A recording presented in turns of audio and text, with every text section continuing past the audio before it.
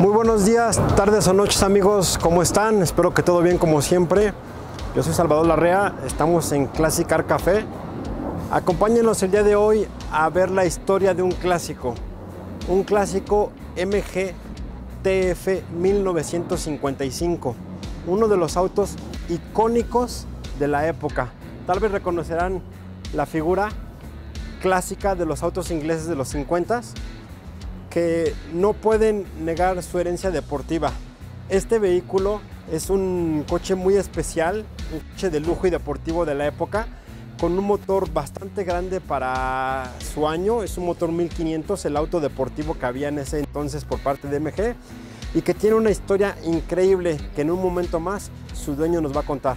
Acompáñenos, está en Classic Car Café, no olviden suscribirse y no olviden activar las notificaciones.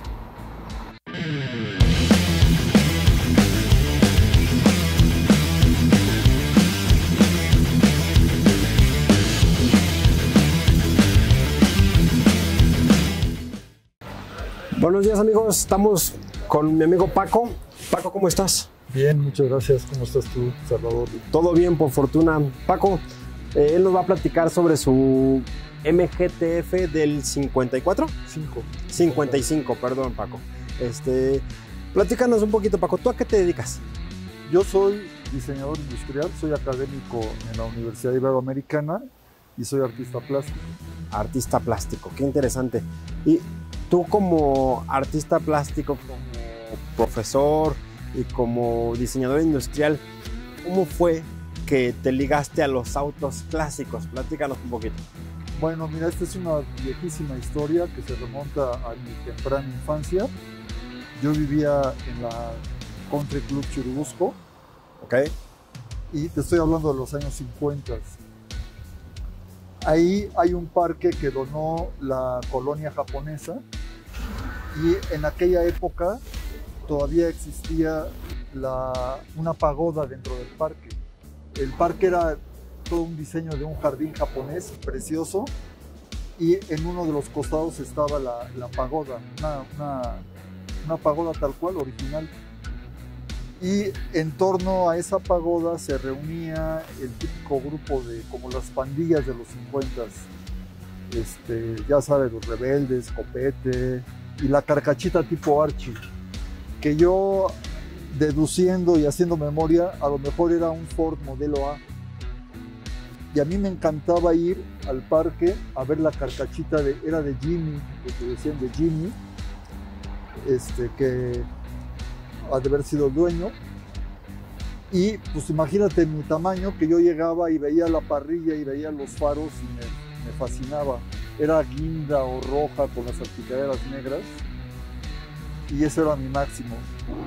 En esa época todavía no estaba restringida la importación de automóviles y aquí encontrabas los Thunderbird, los Mercedes, los Alfa Romeos, Sunbeam, Austin Healey. Y mi papá me hacía mención, no, mira, ese es un Mercedes, ese es un tal como la carcachita de Jimmy. Yo creo que a mí me gusta la carcachita de Jimmy, pero mira, estos son deportivos, tienen 2 asientos. Yo sí, pero la carcachita de Jimmy, ¿no? Y un día, yendo con él, imagínate mi tamaño, yo iba parado en el asiento de atrás. En esa época los coches tenían el asiento de delante corrido.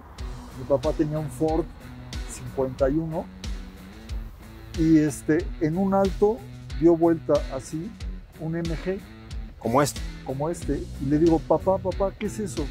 Me dice, es un MG, yo quiero un MG, es como la carcachita de Jimmy pero deportiva, yo quiero un MG. Y ahí empezó el tatuaje y empecé con la obsesión del MG y pasaron los años y los años y los años y mi primer MG lo tuve en febrero del 76.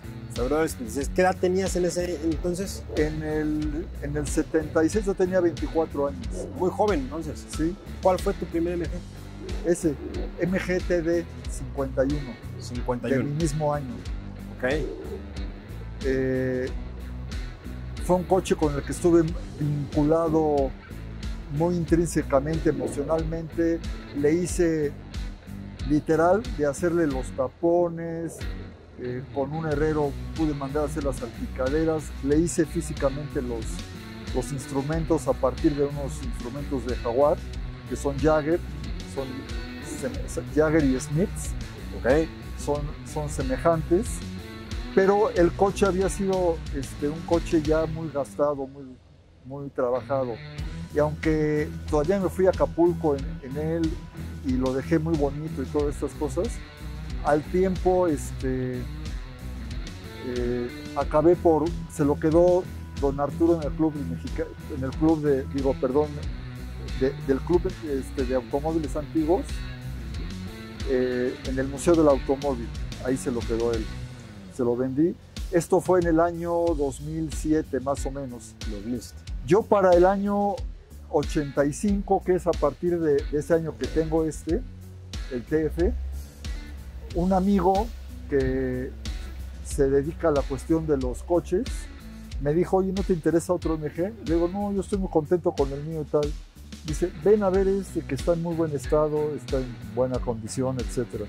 Y pues le hice caso, lo acompañé enfrente de lo que era el cine Manacar, había un estacionamiento, y ahí lo tenía, y pues sí, lo vi, y era un coche conservado, no había sido desbastado y vuelto a renacer como el... Era un coche de conservación en su estado original, por así decirlo. Sí. ¿Y qué tal estaba? ¿En qué condiciones se encontraba? A mí me sorprendió cuando lo echamos a andar, que se manejaba como los MGs que les ponen un motor de Datsun. O sea, como cualquier coche, totalmente circulable. Cosa que no me ocurría con mi otro MG, que era todo un ritual, que echarlo a andar, que no se calentara, que el aceite, que todas estas cosas. Aquí, como magia, la primera. Y tenía el referente porque un amigo que quería uno como el TD me prestó su TF con motor de Datsun. Y bueno, era una delicia que lo prendías, te ibas a cualquier lado y lo manejabas. Porque el motor de Datsun era muy confiable. Claro. El motor de Datsun es una derivación de estos motores porque ellos compraron la patente a los ingleses. Y en el modelo que siguió de estos, el MGA, es prácticamente el mismo motor. En esas épocas hasta había piezas intercambiables, la bomba de agua, por ejemplo, cosas así. Entonces me sorprendió cómo se manejaba. Me lo prestó un fin de semana y se quedó conmigo. No tuve la decisión de venderlo, de optar por alguno de los dos, y me lo quedé así desde 1985 hasta el 2007. En el 91, don Arturo me lo pidió prestado porque hizo en el museo una exposición de automóviles ingleses deportivos. Sí. Mi hijo acababa de nacer. El coche estuvo ahí guardado con ellos 17 años. 17 años. Estuvo ahí en el museo. Wow. Cuando fui por él, mi hijo me acompañó, tenía 17 años. Pero fíjate que fue toda una pesadilla porque lo saqué, a pesar de que lo echaban a andar, lo saqué, se calentó y tal. Le estuve 9 meses metiendo otra vez energía y es empezar de -0. De -0. Es impresionante cómo se deteriora un coche estando parado. O sea, el coche es para usarse, lo tienes que mover. Si lo tienes parado, se deteriora, aunque lo prendan, le cambies el aceite, todo este tipo de cosas, que es lo que le hacían en el museo. Y un día que llegué al clímax y dije, oye, esto hay que meterle mucho dinero, ya es un camino que ya andé, ya no quiero volverlo a andar.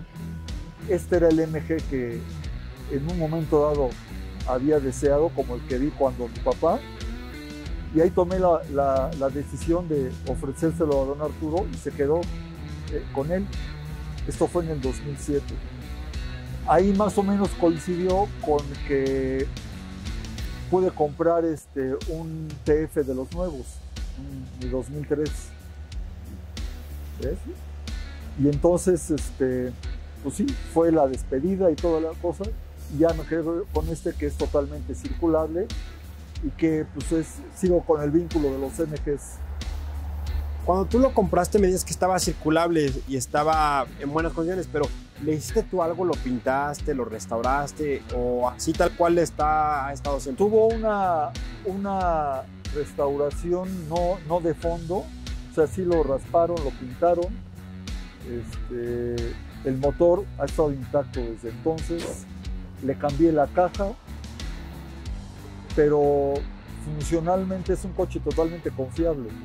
Me he ido a Puebla, Cuernavaca, Acapulco, a cualquiera lo uso, lo tengo en uso continuo. ¿Lo llevas a tu trabajo? Sí, me lo llevo a la Ibero, me lo llevo a Casa Lam, también doy unas clases ahí. Casi siempre en lugares donde tengo gente que me conoce o que está a salvo. No porque lo vandalicen, son coches que más que envidias causan simpatía. Sí, lo entiendo. Entonces no te lo vandalizan, lo respetan, ¿ves? Pero sí, sin ningún problema. Sin embargo, las condiciones de tráfico, la seguridad y todo eso ha cambiado muchísimo, ¿ves? Ya no te es tan placentero a veces tenerte que ir a Santa Fe con un tráfico a vuelta de rueda, ¿no? Con el camión que te toca el tubo de escape a esta altura, por lo chaparrito. Exacto, ¿ves? Entonces, pero fuera de eso, lo uso todo el tiempo que es posible. Platícanos un poquito de el manejo del auto, cómo se maneja, cómo se siente, qué referencia te puede dar contra un auto moderno, cuál es su andar. Bueno, es otro universo. Alguna fijación psicológica debe de haber quienes nos gustan estas cosas, que estamos enfrascados en una necedad, y es parte, yo creo que de la diversión, de que a veces no arranca, que te falla, que estás atento a los ruidos, vas manejando y vas pendiente de todos los ruidos, pero es parte de la diversión. Te deja tirado la bobina, se pegaron los platinos. Tienes que tener una paciencia especial para eso y sobreponerte a la frustración, una capacidad grande a la frustración para esto. Cuando están funcionales y todo, que es la mayoría del tiempo en este caso, una delicia en este sentido. O sea, no es un coche cómodo, no es un coche rápido, sientes mucho los topes, o sea, nada que ver con un coche moderno. No en balde ha pasado la tecnología. Tiempo, los años, ¿no? Es un coche de más de 60 años. Es la necedad. Aparte, déjame decirte, hace 60 años los coches ya estaban mucho más avanzados que estos modelos. ¿Ves? Tú ves un coche de los 50 y no, nada tiene que ver con esto. Esto es un coche de los años 30 que los ingleses lo siguieron fabricando después de la guerra, porque en ese periodo se dedicaron a fabricar, como muchas otras compañías de muchos países, aviones, sí. Aviones, tanques, elementos de guerra, ¿no? Entonces, en el caso de MG, siguieron fabricando, retomaron los modelos de antes de la guerra para seguirlos fabricando, y este fue el último de esta línea, ¿no? Si tú analizas este coche, que es del 55, realmente es un coche de los años 30. Sí, por el tipo de salpicadera, los estribos, la forma de la puerta, todo esto te da una referencia. Es un coche preguerra. Ves los instrumentos octagonales, el estilo es totalmente Art Deco de los años 30. ¿Ves? Entonces, tecnológicamente es un coche de los 30, no es de los 50, es mucho más allá.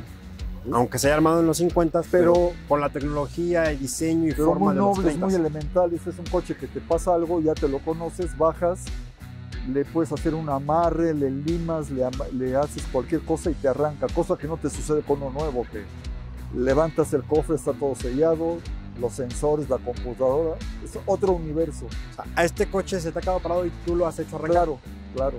Interesante, eso es algo muy interesante. Claro, sí, y ya te conoces las fallas o qué le puede doler. Y claro, el último recurso es que llamas a la grúa y te lo llevas a casa, ¿no? Pero siempre intentas primero Claro, sí, son muy nobles, muy primitivos, esenciales. ¿Y cómo se comporta? ¿Cómo es su estabilidad? ¿Es un coche que se siente deportivo, se siente sólido, se siente suave? ¿Cómo se siente? Es un coche duro, tiene las limitaciones de suspensión y de cosas comparadas a un coche moderno, pero que es muy divertido y muy manejable, muy estable, se agarra muy bien en las curvas, muy divertido de manejar. ¿Cuántas velocidades tiene? 4. 4 velocidades para enfrente. Se maneja idéntico a un Datsun, las mismas, como te decía, es el motor Datsun después de Nissan. El formato de las velocidades es idéntico, ¿ves? Es idéntico. Primera, segunda, tercera, cuarta, reversa. ¿Qué tanto alcanza de velocidad? Este alcanza unos 120, 130 kilómetros por hora ya así fuerte. Lo sientes mucho en un coche de este tipo, ¿no? Cuando va a alta velocidad, vibra, se siente, se tambalea, ¿o cómo se siente? Si vas en una recta y el camino está bien, lo sientes bastante estable. Claro, cuando hay irregularidades en el piso y todo esto, pues sí sientes las vibraciones y todo eso, ¿no? Tienes que tener ese cuidado y esa como predisposición a manejarlo con cautela. Y a estar como en armonía con el coche, ¿me entiendes? O sea, te vinculas, hay una sinergia ahí rara que nos ha de pasar a todos los que nos gustan los coches de una u otra manera, ya sean modernos, antiguos o tal, ¿no? Sí, te entiendo bien. Aquí es un aferre a ese capricho de niño que ahora de adulto se me da la gana seguir con ese capricho, ¿entiendes? Platícanos un poquito lo que piensas hacer con este coche. ¿Cuál es el plan para este auto? ¿Lo piensas tener de por vida? ¿Lo piensas vender? ¿Lo piensas heredar? Mi plan es tenerlo de por vida. Ya, si mis hijos lo conservan, si no lo conservan, si tal, ya no lo veré yo. Pero mientras yo viva y lo puedo usar, lo voy a tener. Eso me parece muy interesante. Platícanos un poquito, en cuanto a tipo de mecánica, entendemos que es un motor 1500, ¿verdad? Este trae es un 1490 y tantos. 1500. ¿Dos carburadores? Un carburador. Dos carburadores. La serie de 1500 solo salió en el año 55 y en el mundo se hicieron un total de 9000 coches. De 1500. De 1500. No, de TFs. De 1500 hay 3000 y tantos. Pero de TF 1500. De TF 1500 se hicieron 3600, así, en todo el mundo. Principalmente fueron para la exportación. La mayoría son 1260 y hay muchos que le ponen la plaquita y le simulan el 1500 o tal, ¿no? Este coche fue vendido en México. Es nacional el auto. Este coche vino en piezas y se armó en México. Se armó en México. Si tú ves en los libros, vienen todo el embarque o toda la remesa de coches que llegaron a México como TKNT, es Total Knockout. Eso quiere decir, entonces vinieron en piezas aquí y aquí se ensamblaron estos. Qué interesante realmente. Platícame un poquito acerca de los frenos y de la suspensión. ¿Qué tipo de suspensión lleva? ¿Qué tipo de frenos lleva? La suspensión atrás es una suspensión de muelles típica con amortiguadores hidráulicos. Al frente es una suspensión de ejes paralelos, independiente, con también amortiguador hidráulico.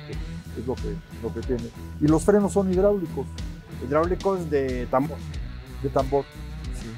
¿Frena bien? ¿O hay que frenarlo 1 kilómetro antes? Cuando está bien todo el sistema, eso frena bastante bien. Razonable para la época. Para la época y para... O sea, tienes una emergencia, frenas y te frena, ¿no? ¿Dónde es donde lo sientes mejor el auto para conducirlo? ¿En la ciudad? ¿En una carretera viejita? ¿En una autopista? ¿Dónde es donde se siente más contento? En la ciudad es muy rico cuando no hay sol. Curiosamente, el prejuicio o la idea que tenemos de los convertibles, de que es ir al sol y tal, el sol es muy aplastante. Ya en mi condición actual, que tengo problemas con cosas de la piel, que no puedo estar al sol, pues o procuro ir así como lo ves, o ya cuando se pone el sol, o muy temprano en las mañanas. Para que no te moleste el sol. Es rico, evidentemente, cuando no hay tráfico y tienes el paso franco, ¿no? Me gustaba mucho irme a la Jusco y dar toda la vuelta. Toda la vuelta al volcán. El formato, con el parabrisas abatible, mi gorra de aviador de la Segunda Guerra, mis goggles, todo abatible, es un deleite. Porque puedes tomar curvitas. A veces lo hago en el periférico, en carretera, cosas así, ¿no? ¿Hasta dónde lo has llevado? Lo he llevado a Acapulco, a Puebla, a Cuernavaca, Querétaro. ¿Y qué velocidad promedio te lo llevas? Pues mira, entre 80 y 120. Ahí se siente contento. Son los rangos que da. Me parece muy interesante. Ahora platícanos un poquito. ¿Este coche ha participado en algún evento? ¿Ha sido ganador? ¿Te ha dado algún premio, alguna satisfacción? No soy sí toda mi vida, sobre todo en un principio me gustaba ir a los eventos y todo esto, pero cero cuestión de egos y concursos y todo eso. No, me interesa el disfrute del coche. No te interesa concursarlo. Entonces, toda esta cosa de los concursos, dejarlo como museo y tal, me gusta tenerlo lo más original posible, pero usable. ¿Entiendes? Para mí la prioridad es usarlo, poderlo usar. Pues realmente tu coche está muy bonito, Paco. De verdad, en serio, te agradezco que nos los hayas presentado, que nos hayas dado a disfrutar un poquito del coche. Normalmente daríamos una vuelta en el coche, pero por razones de sol no te lo pido. Entonces, ya tendremos otra oportunidad luego de verlo. Tiene detalles simpáticos como que... Platícanos. Que te diría que el 99% de los coches ya no lo traen, como mira. A ver si lo vamos acá. Bueno, conserva el tapón original de la gasolina. Y tienes el medidor de gasolina. Son galones imperiales. Son un poquito menos que los galones normales. Son como de 3.5 litros, ¿no? No, sí, creo que sí, ¿verdad? No me acuerdo de la equivalencia. ¿Ves? Entonces esto viene en galones imperiales. Tiene un testigo que cuando ya estás a 2 galones se prende. Entonces ahí ya tienes que ir a la gasolinera. ¿Gasta mucha gasolina? No, 4 cilindros, súper económico. Súper económico. Oye, el detalle de los rines con los spins, ¿es original o eso lo adaptaste tú?